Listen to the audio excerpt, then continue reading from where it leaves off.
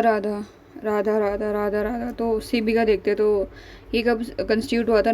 जब हुआ 1988 में हुआ था, तो उस टाइम पे नॉन स्टेटरी बॉडी था 12 अप्रैल 1988 को, गवर्नमेंट के रेजोल्यूशन के थ्रू। फिर उसको बाद में जो है स्टेटरी बॉडी बना दी 1992 में। 1988 में तो ये बना था, फिर 1992 में इसको स्टेटरी बना दिया अंडर जो है बेसिकली सेबी जो एक्ट 1992। ठीक है। देन है ये फोर्स में कब आया? 30 जनवरी 1992 में। तो इसका हेडक्वार्टर मुंबई में, इसके रीजनल ऑफिस हैं अहमदाबाद, कोलकाता, चेन्नई, दिल्ली में। ठीक है। 1 2 3 4 4 अल्फ़ाबेट है, तो 4 जो है हो जाएंगे, नाम हो जाएंगे, मतलब हो जाएंगे, हो जाएंगे। ठीक है। तो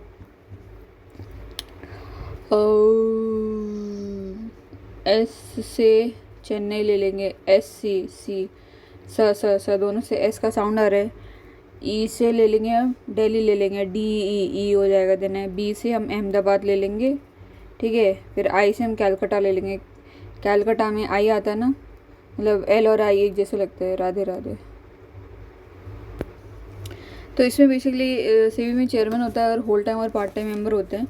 ठीक है। तो SEBI also appoint committees where whenever required to look into the, मतलब कमेटी बना सकता है ये। ठीक है। फिर जो है सीबी का जो भी डिसीजन होता है, अगर उससे सेटिस्फाइड नहीं है तो सिक्योरिटीज अपीलेट ट्रिब्यूनल में जा सकते हैं, अगर उससे भी नहीं है तो सुप्रीम कोर्ट में जा सकते हैं। ठीक है।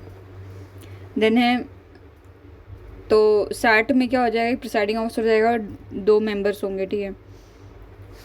तो सैट का जो पावर होता है as a vested in civil court में। ठीक है। अगर कोई सेटिस्फाइड नहीं है तो वो अपील लेके सुप्रीम कोर्ट में जा सकता है। Radhe Radhe.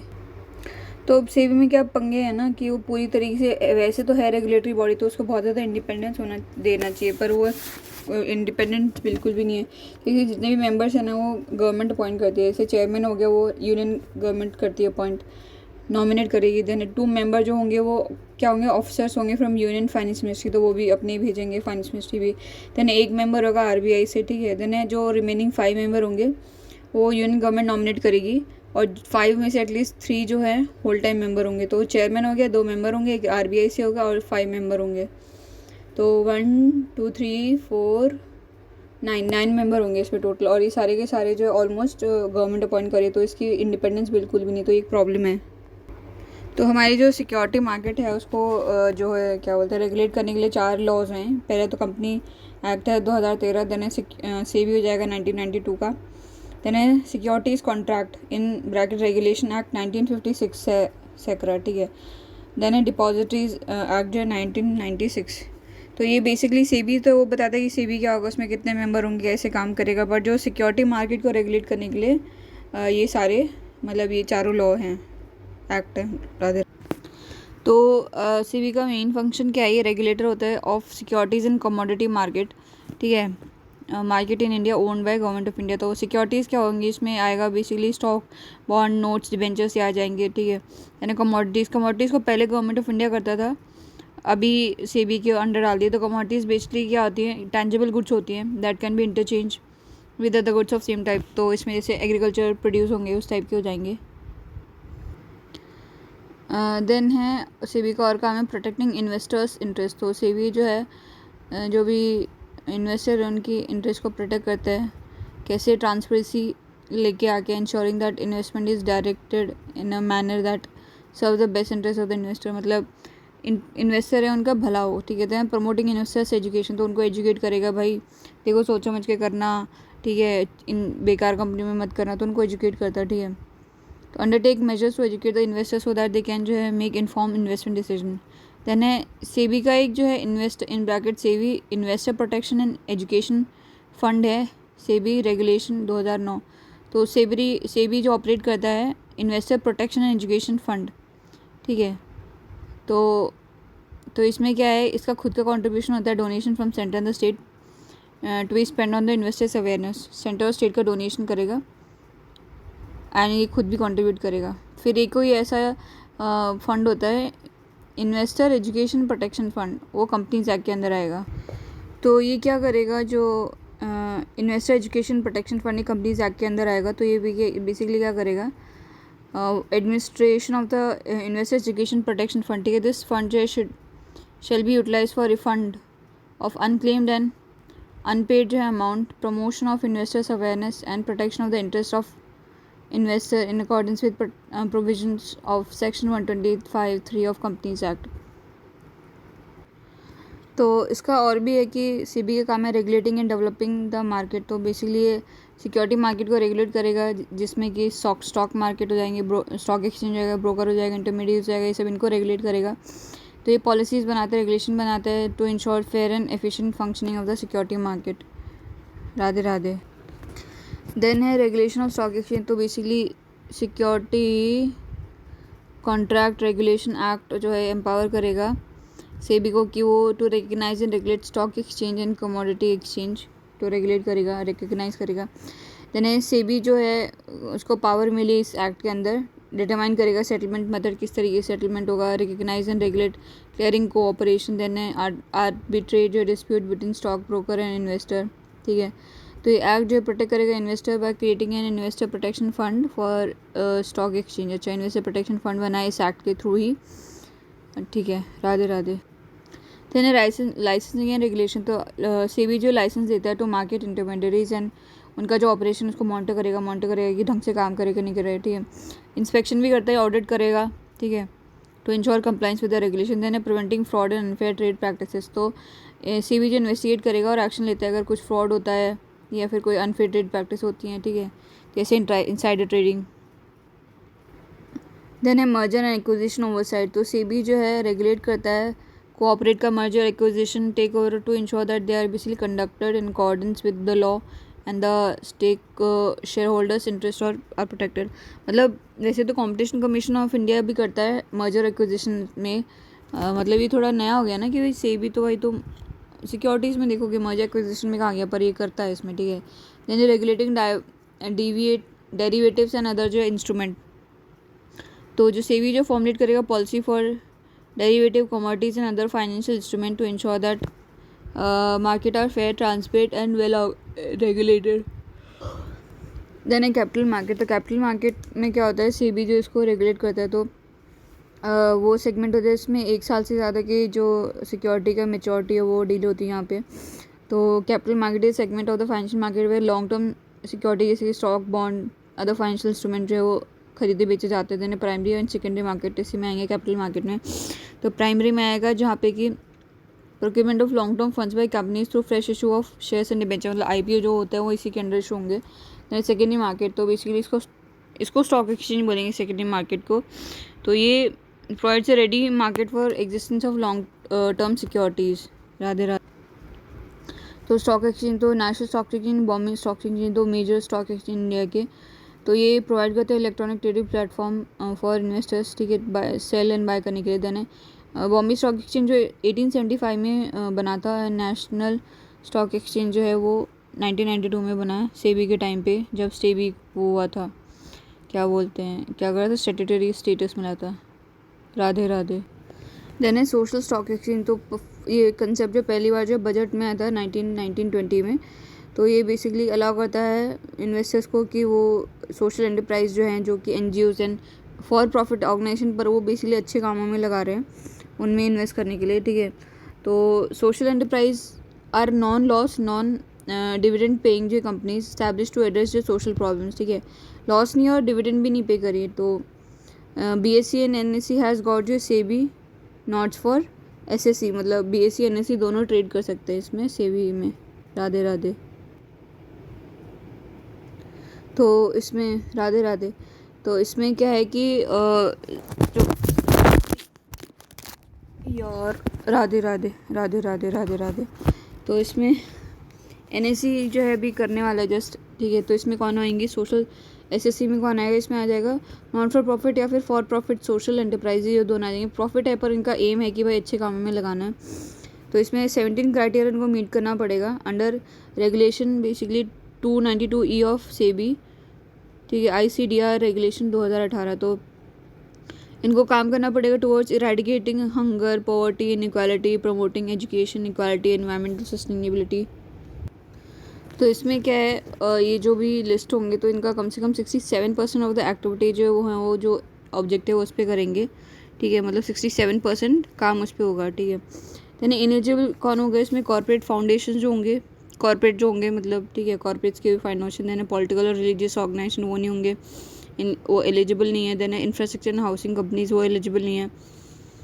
But except affordable housing, उसके अलावा वो नहीं होंगे, ठीक है। देन है जो नॉन फॉर प्रॉफिट ऑर्गेनाइजेशन जो कि कॉर्पोरेट्स पे dependent for more than 50% of the funding, वो भी इनएलिजिबल है। राधे राधे। तो इसमें दो तरीके हैं रेज करने के। पहला तो हो जाएगा डेट, मतलब जैसे लोन टाइप हो जाएगा तो हम वापस कर देंगे वो। देन है दूसरा है zero coupon zero principal instrument. तो जीरो कूपन का मतलब इंटरेस्ट, और जीरो प्रिंसिपल मतलब प्रिंसिपल भी नहीं देना पड़ेगा। तो एक तरीके का डोनेशन हो जाएगा, मतलब दे के भूल जाओ, कुछ भी नहीं होगा। और एक हो जाएगा डेट, कि एक में तो लोन टाइप का दे रहे हो, एक है कि जिसको बहुत ही ज़्यादा पैसा है तो एक तरीके का दान कर देगा उसको। देन है डिस्क्लोजर रिक्वायरमेंट। तो इसमें को हमेशा जो है इनको एनुअल इम्पैक्ट रिपोर्ट सबमिट करना पड़ेगा कि भाई क्या क्या काम करा, कहाँ पैसा गया है, कितना गया है, ठीक है। Audit by social audit firm, तो ऑडिट भी होगा उनका। मतलब 10 रुपये मैंने एजुकेशन में लगाया कि हाँ देखिएगा, हाँ 10 रुपये लगाए हैं, पता चला 8 लगा के 10 लिख रहा है, ठीक है। देन लिस्टेड जो एनपीओज होंगे तो बेसिकली क्वार्टरली डिटेल्स देंगे about the money utilized, raised and unutilized balance, की इतना 10 रुपये मैंने मेरे पास आए, उसमें से 5 मैंने खर्च कर दिए, 5 बचे हैं। तो क्या बोलते हैं, क्वार्टरली बताएंगे, हर 3 महीने में, नहीं हर 4 महीने में, कुछ ऐसे। देन ये सेबी के रेगुलेशन को कंप्लाई करेंगे। राधे राधे। देन है डिपॉजिटरीज एक्ट 1996, इसके थ्रू जो है NSDL और CDSL बने हैं। तो NSDL नेशनल सिक्योरिटी जो डिपॉजिटरी लिमिटेड एंड CDSL है सेंट्रल सिक्योरिटीज़ डिपॉजिटरी लिमिटेड, ठीक है। तो इसके थ्रू आए हैं। तो बेसिकली क्या है, इसमें क्या दोनों के दोनों मुंबई में हैं। तो ये पहले क्या फिजिकल फॉर्म में होता था, मतलब कोई बॉन्ड खरीदा, शेयर खरीदा, वो पेपर के फॉर्म में होता था, पेपर को रखना होता था। तो फिजिकल हटा के वो क्या इलेक्ट्रॉनिक फॉर्म में कर दिया, और जो भी ट्रांजैक्शन होगा वो डीमैट में आ जाता है, ठीक है। बोथ जो NSDL and CDSL are depositories that maintain ownership records of the financial securities. जैसे अब मेरा अकाउंट है ना, तो रिकॉर्ड बना के रखेगा कि अंशुल है, उसकी ओनर कितने शेयर्स की है, 10,000 शेयर्स की है रिलायंस में, तो वो ऐसे मेंटेन करके रखेगा। Then they are linked with जो investor through the depository participation, that is DPs are called a stock broker, ठीक है। राधे। देन वो अपने डीमैट में क्या क्या स्टोर करके रखते हैं, stock, bond, debenture, commercial paper, mutual fund, ये 5 चीज़ें रखते हैं। देन है T+1 सेटलमेंट। तो बेसिकली कि अभी ये इंडिया अभी इस पर काम कर रही है, ठीक है। सेटलमेंट जो कम्स इफेक्ट। तो इसमें क्या है कि जैसे आज मैंने अडानी के शेयर्स खरीदे, ठीक है, तो वो दो पहले T+3 था, तो 3 दिन लग जाते थे उसको दिखाने में कि आज ख़रीदा, तो 2 दिन बाद दिखाएगा। तो T मतलब ट्रांजैक्शन डे, उसके बाद में 1+1 वाला मतलब कितने डेज़ और एक्स्ट्रा हो जाएंगे, ठीक है। तो ये हो जाएगा। तो अब क्या है कि T+1 मतलब आज ख़रीदा तो मतलब कल तक दिख जाना चाहिए, मैंने जो भी ख़रीदा तो कल दिख जाएगा, जो भी बेचा वो कल पैसा आ जाएगा मेरे अकाउंट में, ठीक है। तो इंडिया जो है चाइना के बाद में सेकेंड कंट्री है वर्ल्ड में जो ये कर रही है, ठीक है। तो basically T+1 settlement means that the trade related settlement must be done with in a day, that is 24 or day or 24 hours of the completion of the transaction, ठीक है। For example, under T1, if the customer जो bought shares on the Wednesday, they should be जो credited to the customer's demat account on Thursday, ठीक है। Then after China, India जो है वो second country होगी इन द वर्ल्ड जो है T+1 जो है सेटलमेंट साइकिल करेगी, ठीक है। दैन T+0 मतलब आज करा तो आज ही दिख जाएगा, वो भी उस पर भी काम चल रहा है अभी। म्यूचुअल फंड के लिए अभी जो है T+2 है, मतलब इतना डिले होता है म्यूचुअल फंड के लिए। देन T+3 IPOs के लिए होगा, तो मतलब SEBI changes IPO rule listing जो timeline reduce to T+3 days, ठीक है। तो बेसिकली क्या सेबी ने बोला कि उसने जो है पहले T+6 था, तो उसको जो है reduce the timeline for listing of IPO from T+6 to T+3, ठीक है। तो इसमें क्या हुआ कि which come into effect on December 2023 से ये इफेक्ट में आ गया। तो IPO जो है उसको मैंडेटरीली लिस्ट करना पड़ेगा आफ्टर जो 3 डेज ऑफ इशूइंग जो क्लोजिंग डेट। तो इसमें क्या होता है, जैसे कि जो IPO लॉन्च करा फिर वो लिस्ट होगा, मतलब वो लॉन्च हो गया, मतलब फाइनली आ गया, तो जिसको मिला अलॉट हुआ उसका तो दिख जाएगा, ठीक है। जिसको नहीं हुआ उसका क्या बोलते हैं पैसा वापस हो जाएगा। तो जो पैसा वापस होगा तो इसमें T+6 में मतलब 6 दिन बाद में पैसा वापस होगा उसका, ठीक है। तो इसमें बोलेगी नहीं 3 दिन में ही वापस कर देंगे। तो लिस्टिंग जो होगी मतलब सब अलॉटमेंट के 6 दिन के बाद में पैसा मिलता है इसमें, तो उसको बोले 3 पे लेके आओ। देन सेबी ने बोला है कि हम जो ग्रीन बॉन्ड लॉन्च करने से रिलेटेड जो गाइडलाइन लेके आएंगे जिसको भी करना है, तो वो गाइडलाइन फॉलो करके ग्रीन बॉन्ड को लॉन्च कर सकता है। यानी गवर्नमेंट का फर्स्ट जो सोवरेन ग्रीन बॉन्ड लॉन्च करा है 16,000 करोड़ का। तो ग्रीन बॉन्ड क्या होता है कि इसका जो भी पैसा आता है ना बॉन्ड का, तो वो किस में लगाते हैं, एनवायरमेंटल सस्टेनेबल प्रोजेक्ट्स में लगाते हैं, ठीक है। तो ये 2007 में पहली बार लॉन्च हुआ था, और पोलैंड जो है 2016 में first sovereign green bond launch करा था इसने। देन सेबी ने जो गाइडलाइन इशू करी ग्रीन बॉन्ड से रिलेटेड, तो जो भी डाइवर्जन है उसको ख़त्म करने के लिए, कि बोलते कि ग्रीन वॉश मतलब बोलते कि पैसे तो उठा लिए, उसके लिए बोला कि हमने तो एनवायरमेंटल एक्टिविटीज़ में लगा दिया पर लगाते और कहीं है, ठीक है। तो बेसिकली बोला है कि एडिशनल डिस्क्लोजर करना पड़ेगा पर्टेनिंग टू जो है जो भी इशू है उसको करना पड़ेगा pertaining to environmental sustainability objective such as debt securities in the offer documents में, ठीक है। तो उनको जो है डिटेल देनी पड़ेगी of the decision making process followed for determining the eligibility of project, कि ये प्रोजेक्ट आपने क्यों लिया, क्या डिसीजन किस बेसिस पे लिया, क्या प्रोसेस था आपका, कि मान लो पेड़ लगाए तो पेड़ किस बेसिस पे लगाए, ठीक है। For which the proceeds are to be raise through जो issuance of the debt basically securities, ठीक है। देन है राधे राधे।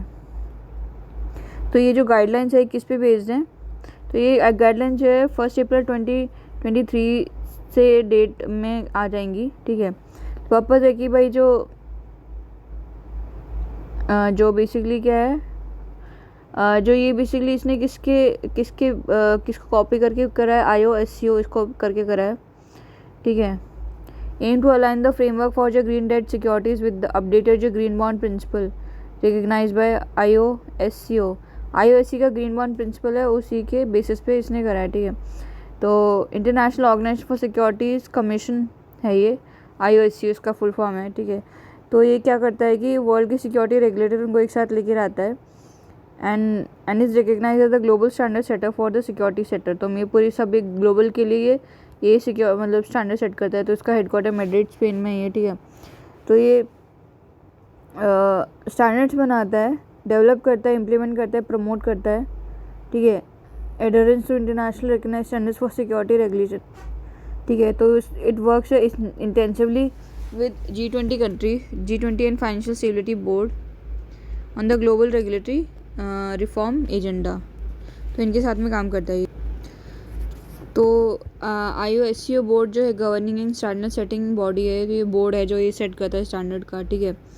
और बेसिकली कि इसमें 35 जो सिक्योरिटी रेगुलेटर्स हैं, तो इंडिया इसमें 35 कंट्रीज इसका पार्ट है, जिसमें से इंडिया भी इसका पार्ट है।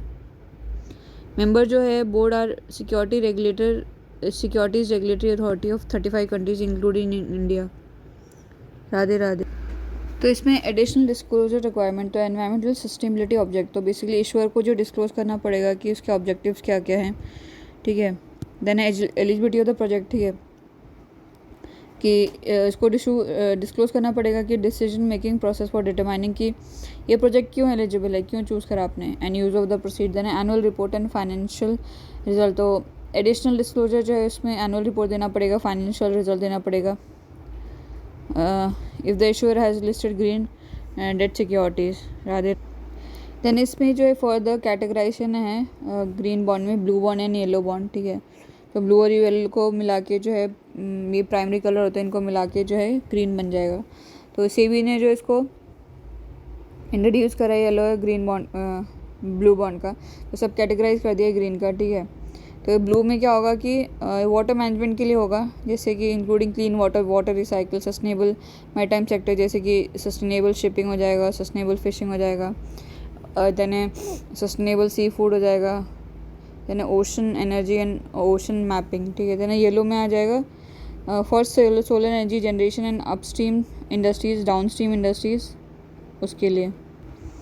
तो इसमें गाइडलाइन में जो ग्रीन वॉशिंग के ऊपर भी बता रखा है, डेफिनेशन क्या होता है ग्रीन वॉशिंग की। तो बेसिकली क्या है, फॉल्स मिसलीडिंग जो unsubstantiated incomplete claim about the sustainability of the product service और द बिजनेस ऑपरेशन, कि भाई हमारा जो बिजनेस ऑपरेशन है या तो फॉल्स है, गलत कर रहा है, या फिर सस्टेनेबल नहीं है, तो वो फॉल्स होता है ना इशूअर रिस्पॉन्सिबिलिटी, ठीक है। तो द इशूअर जो है क्या होगा कि उनको रिस्पॉन्स मतलब वो मिसलीड नहीं करें, ठीक है, और कुछ ऐसा हाइड नहीं करे, छुपाए नहीं, hydrate trade off in their जो बेसिकली क्या है, सस्टेनेबिलिटी प्रैक्टिस है ना, यूज़ ऑफ फंड, ठीक है। द फंड जो है raise through green bond must not be use for purpose that do not follow in the definition of green, उसी पर्पज़ के लिए यूज़ करें, ठीक है। राधे राधे। तो ना गवर्नमेंट ने जो है, हमारी गवर्नमेंट ने 2023 में जो है बेसिकली ग्रीन बॉन्ड लॉन्च करा, ठीक है। तो सोवरेन जो ग्रीन बॉन्ड जो अनाउंस बजट, यूनियन बजट 2022-23 में बाय मिनिस्ट्री ऑफ फाइनेंस, ठीक है। तो राधे राधे। तो इसमें क्या है, सोवरेन ग्रीन बॉन्ड में जो ये था, तो बेसिकली इसको आरबीआई ने ऑक्शन करा, तो ये through core banking solution eco based system, इसके थ्रू इसको लॉन्च करा, ठीक है। उसके बाद में इसमें कोई कैप नहीं था ऑन फॉरेन इन्वेस्टर, मतलब इवन फॉरेनर्स जो हैं वो भी इसमें ख़रीद सकते हैं इसको। तो ये जो सोवरेन ग्रीन बॉन्ड्स हैं उसको जो डेजिग्नेट करा है एज बेसिकली क्या है, स्पेसिफाइड जो securities under fully accessible route, तो ये क्या फुली एसेसिबल रूट में, जिससे कि जो फॉरेनर्स हैं वो भी इसको ख़रीद सके, ठीक है। नॉन रेजिडेंट है वो भी इसको ख़रीदने के लिए इसको फुली एसेसिबल रूट के अंदर डाल दिया इसको। तो इसमें रिटेल इन्वेस्टर भी यूज़ कर सकते हैं, इसको पैसे लगा सकते हैं, और ये can be use as securities for repo and SLR, उसमें जो है पैसे जो है ख़रीदना बेचना होगा ना सिक्योरिटीज़ का, तो उसमें उसको एज अ काम में ले सकते हैं। मतलब एसएलआर मतलब वो खुद के पास रख सकते हैं, जो भी जितना भी परसेंट होगा डिपॉजिट का वो अपने पास में बैंक रख सकते हैं। इनको देने रेपो में जो बैंक जो आरबीआई से लेंगे, तो इसके बेसिस पे ले लेंगे कि भाई हमारे पास में ये बॉन्ड ले लो तुम, ठीक है, और पैसे दे दो, ठीक है। तो ये सेकेंडरी मार्केट में ट्रेड होंगे ये। तो इसका क्या होगा कि ऑल एलिजिबल जो ग्रीन एक्सपेंडिचर जो उसमें will include public expenditure undertaken by the government in form of investment, subsidies, grant in aid और टैक्स फॉरगॉन, ठीक है, इन ब्रैकेट और अ कॉम्बिनेशन ऑफ ऑल और सम ऑफ दीज, और सेलेक्टेड जो ऑपरेशनल एक्सपेंडिचर, ठीक है। R&D का जो एक्सपेंडिचर होगा इन पब्लिक सेक्टर प्रोजेक्ट्स में वो भी इसमें इंक्लूड हो जाएगा। That helps in reducing the carbon intensity of the economy and enable country to meet the sustainable development goals are included in the framework, वो भी इसमें इंक्लूड होंगे। तो SLR में क्या क्या आएगा, इसमें कैश आ जाएगा, गोल्ड वैल्यू के जाएंगे at price not exceeding the current जो मार्केट प्राइस, ठीक है। देन है unencumbered investment in the following जो instrument which will be referred to as stated liquidity ratio. तो मतलब इसमें क्या हो जाएगा, जैसे कोई बॉन्ड है, बॉन्ड के ऊपर अगर लोन ले लिया ना बैंक से, तो वो इसमें नहीं आएगा, तो that is unencumbered investment. Then इसमें आएगी डेटेड सिक्योरिटीज़ गवर्नमेंट की, देन है treasury bills of the government, then है dated securities the government issued from time to time under the market borrowing programme, market borrowing programme के under जो भी करा है, एंड मार्केट स्टेबलाइजेशन स्कीम के अंदर जो भी डेटेड सिक्योरिटीज़ हैं वो, ठीक है। देन है स्टेट डेवलपमेंट लोन्स, ये भी आ जाएंगे इसमें ऑफ द स्टेट गवर्नमेंट के स्टेट डेवलपमेंट लोन्स को आ जाएंगे, issued from time to time under their market borrowing program, ठीक है। देन एनी अदर इंस्ट्रूमेंट जो है जो कि आरबीआई ने नोटिफाई करा है वो भी आ जाएगा इसमें।